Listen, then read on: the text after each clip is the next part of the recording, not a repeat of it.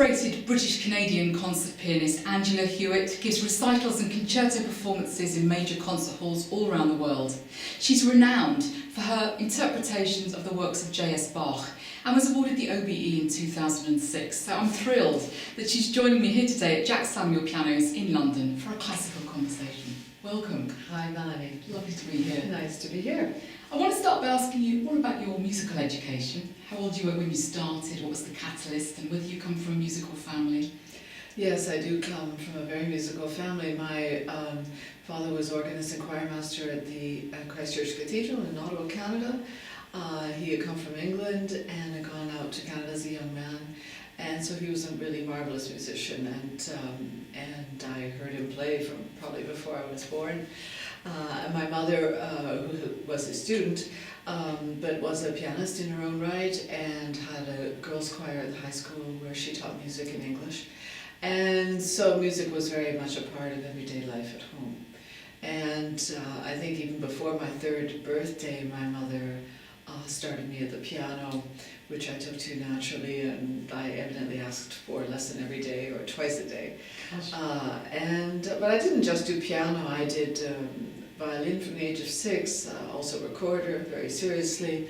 I did classical ballet, I did Highland dancing, I sang. So I really had an all-round artistic education. Nice. So which teachers then do you think were most influential on your development as a pianist? Well, besides my parents, who taught me up until the age of 5 or 6, I guess I was 6 when I started going to the Royal Conservatory of Music in Toronto. We never lived in Toronto, but I would make the trip there, first by train, and then by bus, and then by plane every second week for lessons. And there I had some very good teachers. Earl Moss, when I was very young, who was great with children, and a wonderful pianist himself. And then Myrtle Guerrero, who had been the wife of Alberto Guerrero, who was the only teacher of Glenn Gould, but she wasn't a pianist herself, but had benefited from her husband's teaching. And then I decided to stay in Ottawa because a pianist had come from France, Jean-Paul Sevilla, to teach at the University of Ottawa, and I had heard his students and heard what progress they had made and was amazed. And so when I was just 15, I started with Jean-Paul at the University of Ottawa, first as a special student and then enrolled in the Bachelor of Music program in performance, and he was fabulous. He had such a wide repertoire. He could sit down and play anything, the Goldberg Variations, the Brahms Handel, the Liszt Sonata, the complete works of Ravel, of Fauré, and gave us much more than piano teaching. He really taught us all about art and opera, and took us to France every summer, and had a wonderful joie de vivre. And all of his students were friends, and it was really terrific to have him in Ottawa. And then I went to study in Paris in 1978. He was back in there on sabbatical that year, so I finished up a lot of French music with him. I took some private lessons from Catherine Collard, a wonderful pianist, now dead, but who was a great Schumann player, especially, and Vlado Pelmuter, who had studied with Ravel. But I really, by then, wanted to study by myself, because Jean-Paul had given me such a good beginning, and I needed to find my own way. And so that's what I did. So how did you develop your technique? Well, technique, of course, when I was young, I did my scales, my arpeggios, my broken chords, my hand-on. I mean, we had to do that for the conservatory exams, and that's a good thing, because I think it's too often neglected. But I always got technique more through the music. First of all, Bach is the best thing for developing your technique, and I always did a lot of Bach. For developing your 4th and 5th fingers, because every finger of every hand has to be strong in Bach. And even playing things like the Liszt Sonata, which I did when I was 17, in all the octave passages. Okay, you practice them with just the thumb only, but still, I always practiced hard bits musically with the phrasing already in place, never purely mechanically. So the two were always very much linked with me. And I always had a good technique, but I really had to build up the strength and my technique. I was never one to rattle off all the Chopin etudes, you know, when I was 13. I still can't rattle them off. It doesn't matter. I could rattle off all the complete Bach, you know. That's right. And there are octaves sort of suited me more than double thirds for sure. But I think it was this thing that I always developed technique through repertoire and not just, you know, thinking notes. Mm-hmm. You won many prizes, both national and international. What impact do you think this had on your career? Do you think it was crucial or not so important? It was important, and I was one of the pianists of my generation, at least of my age in those years, that who did the most competitions. Mm. I started international competitions, I guess, when I was 17, with the Bach competition in Washington, D.C., where the Goldberg Variations was the test piece. It was all done behind a curtain, so that the judges had no idea who was playing. Mm. And that gave me my American debut at the Kennedy Center. And anyway, but I started doing them early on, and I looked at them. Of course, I was successful in some. I was kicked out in the first round in many others. But I always looked at it as a chance to, first of all, prepare repertoire, to perform it, and then especially to listen to others, because I remember my first international competition in Europe was in 1976. I went to the Bach competition in Leipzig. And so I played, I think I had drawn in early numbers, so and then I listened to everyone, and it was good because no matter what the result was in the end, what the jury thought, I could form my own opinions and hear the Russians and hear the Germans and hear the Americans and every nationality possible, and just sort of feel where I felt I was situated, or just feel that yes, maybe I do have a chance at this. So that was good, and so I tried to look on it positively. But then when I finally won, I had won several, but when it was the Bach competition in Toronto that they held in memory of Glenn Gould, and where Messiaen was on the jury, and Ivan Loriot and Leon Fleischer, that was in 1985. And when I saw the program, I thought that's really my program, a combination of a lot of Bach and own choice stuff, and classical sonatas, and so when I did win that my first thought was great. I don't have to do any more of these because that gave me enough of a launch that then that was it. But it was more necessary. Perhaps in those days you couldn't make a career on YouTube in those days. Well, that's my next question. Do you think they're still valid? It's still important for a young pianist to take part in competitions? Well, I think they can be, but I think there's so many of them now. Even winners of big competitions tend to get lost. That's one problem. I think another problem is that too often winners of competitions are taken and pushed beyond all, what they should be by agents and record companies at too early an age, and that I'm very much against. I won my prize when I was 26, I guess.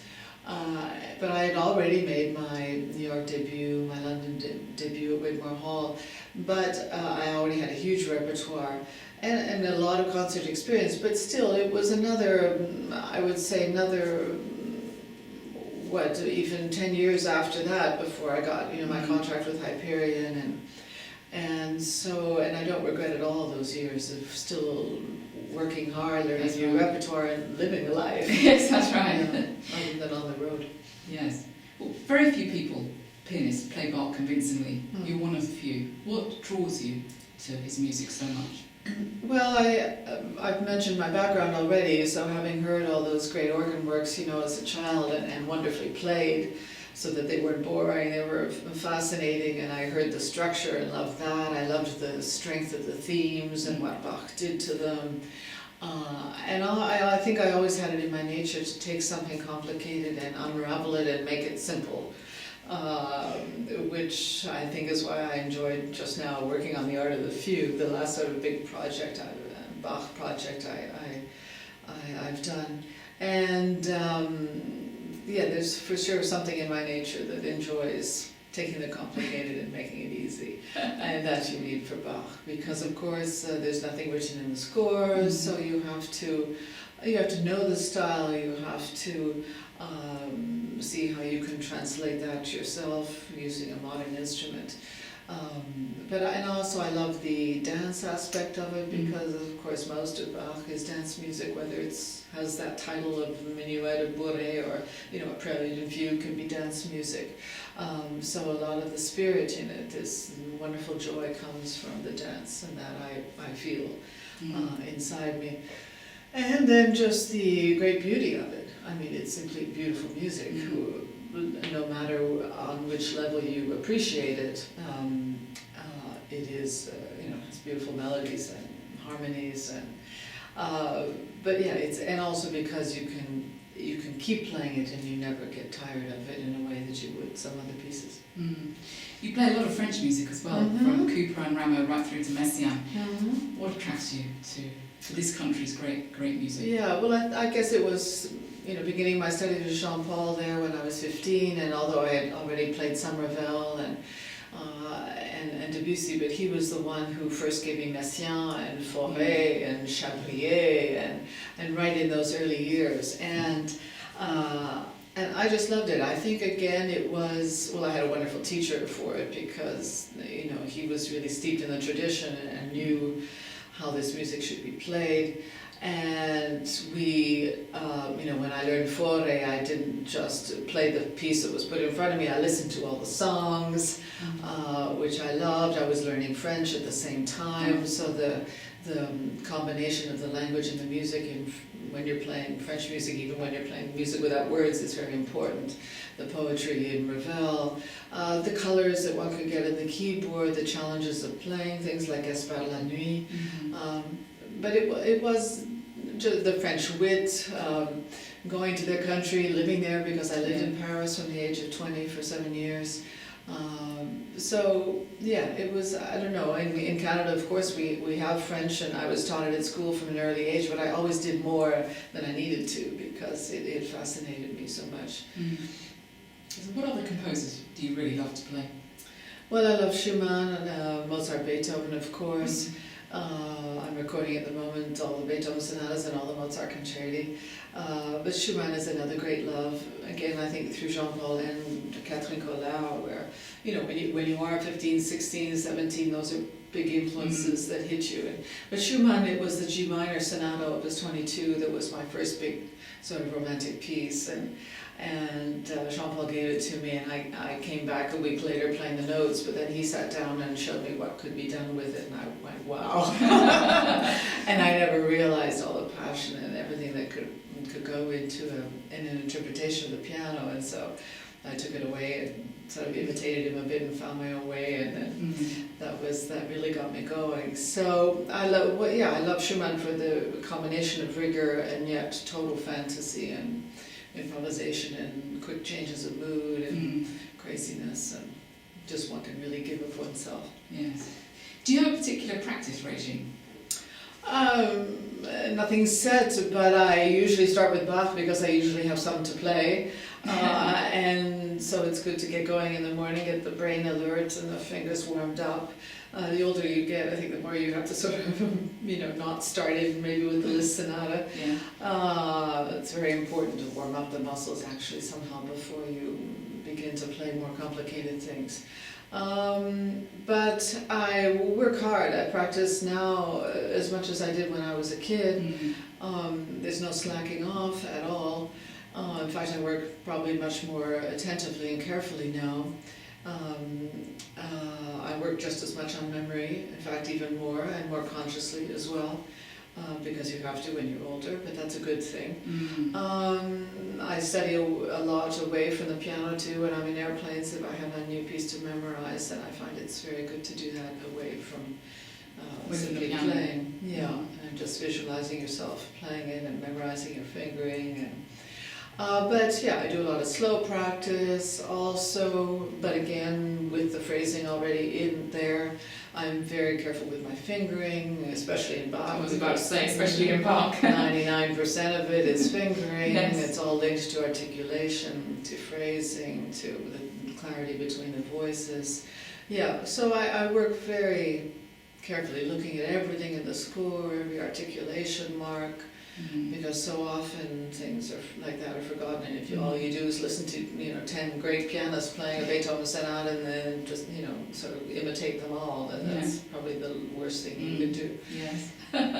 You set up the Tresomino Music Festival in near Perugia in Italy in 2005. Lots of pianists are setting up their own festival. What was the catalyst behind yours?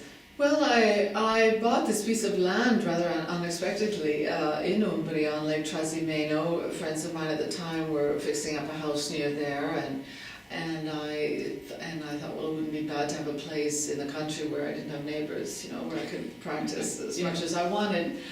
And so I looked on the map and found this lake, Tresomino. I'm a Canadian, I need to see water, and never had a cottage as a kid, so. And to make a long story short, I found this piece of land for sale and I built a house, and I knew that there was this castle of the Knights of Malta just a few minutes away in Magione, and the following summer after my house was ready, I went and saw the inside of it and saw this 15th century courtyard with a stunning acoustic, and thought, wow, I have to have a festival here. Then the next summer in 2005 I already did.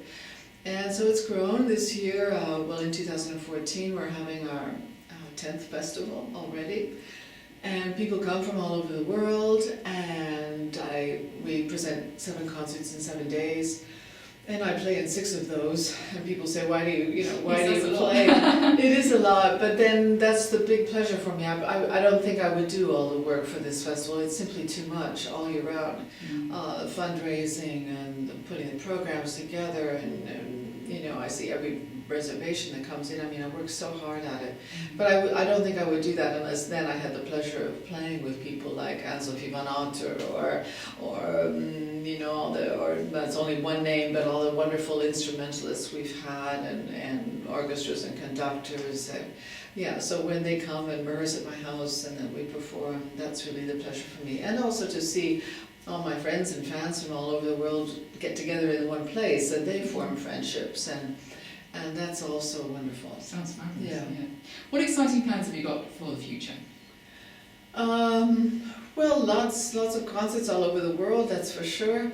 I'm about to go to Australia and Japan for 6 weeks. On the recording front, I have a 4A disc just now coming out. I have a 4th album of Beethoven. I'll be recording a 5th in January. I just recorded the Art of Fugue. That will be out. I'll be doing a little video also explaining it, I think. I'm going to start Scarlatti before too long. Not all of it, not all 155, but some, a good selection. And Mozart Concerti continue, a 3rd volume I just recorded in Ottawa. Turanga Lila I'm recording with Hannu Lintu in Helsinki in the new hall next January, Messiaen, big thing. Lots of things to learn, lots of repertoire that still interests me, which is good, lots of concertos I still want to play, Brahms D minor, Ravel Left Hand, which is the only piece of Ravel I've never performed. So always lots to keep me going, which is good. Yes, good. What does playing the piano mean to you? Well, it's my life. It's what I do to express myself. It's what I do to... I'm very lucky in a way that I get to earn my living by doing something that gives me and so many people a lot of pleasure.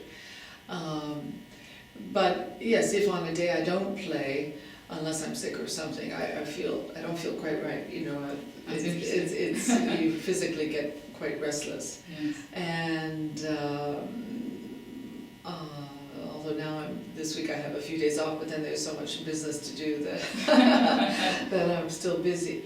But it's my life, and it has been since I was a tiny child, and it will be, I hope, always.